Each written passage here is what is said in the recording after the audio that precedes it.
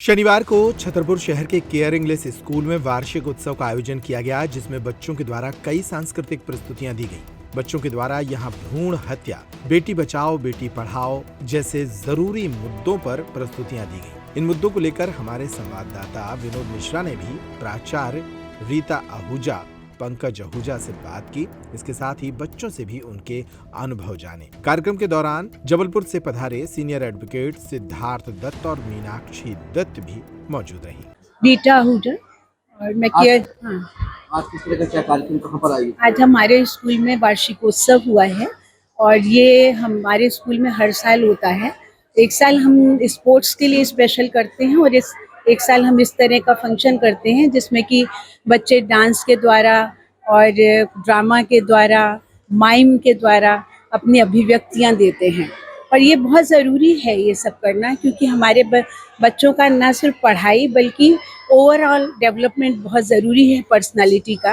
और तो इन सब चीज़ों के लिए हम बच्चों को हर तरह की शिक्षा देते हैं और इस कार्यक्रम का मेन उद्देश्य यही था कि हमारे बच्चों का ओवरऑल पर्सनालिटी डेवलपमेंट हो और प्लस बच्चे जो हैं इन अभिव्यक्तियों के थ्रू बहुत, जो हमारे समाज में बहुत सारी चीज़ें हैं जिनसे वो पढ़ाई के अतिरिक्त भी जिनको जानना आवश्यक है, उन सब चीज़ों के लिए भी हम बच्चों को ये सब सिखा करके, ये सब करवा कर उनके द्वारा इन सब चीज़ों से उनको अवगत कराते हैं। आज किस तरह की क्या विशेष प्रस्तुतियाँ क्या रही?